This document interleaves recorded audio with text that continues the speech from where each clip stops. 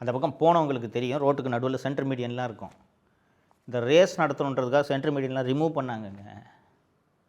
உலகத்தில் எங்கேயாவது இந்த அநியாயம் நடக்குமாங்க? இதெல்லாம் எதற்காக என்றால், பட்டத்து இளவரசரின் கேளிக்கைக்காக. அவருடைய நண்பர்கள் மற்றும் சினிமா நட்சத்திரங்கள் அத்தனை பேரோடும் அமர்ந்து இந்த ரேஸை இவர் கண்டுகளிக்க வேண்டும் என்ற ஒரே காரணத்துக்காக மக்களது வரிப்பணம் 42 கோடி ரூபாய் செலவிடப்பட்டது தோழர்களே. அந்த பக்கம் ஹாஸ்பிட்டல் இருக்கே, அங்கே தான் இந்த ரேஸை நடத்தணுமா நீங்கள்?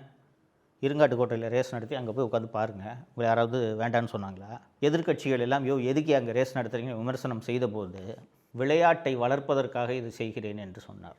நீங்களும் நானும் அந்த காரை தொட்டு பார்க்க முடியுமாங்க? பல கோடி ரூபாய் இருக்குங்க ஒவ்வொரு காரும். தொட்டு பார்க்க முடியுமா? இன்னொரு உதாரணத்தை சொல்கிறேன். இதெல்லாம் எதுக்கு குறிப்பாக இந்த கார் ரேஸ் உதாரணத்தை சொன்னேன்னா, இந்த குடும்பத்துக்கு தமிழ்நாடு நமக்கு சொந்தம்னு நினப்பு இருக்குது, உறுதியாக இருக்குது. இவனுங்களுக்கு வேறு என்ன கதி? போட்டு ஆட்சியில் உட்கார வச்சிட்டாங்க, எங்கள் இஷ்டத்துக்கு எப்படி வேணாலும் நடப்போம். திருப்பி இதே மாதிரி பசப்பு வார்த்தைகளை சொல்லி திருப்பியும் ஆட்சியில் உட்காந்துட்டு இதே மாதிரி கார் ரேஸ் நடத்துவோம். என்ன பண்ண முடியும் உங்களால் என்ற ஆணவம் இந்த குடும்பத்திற்கு இருக்கிறது.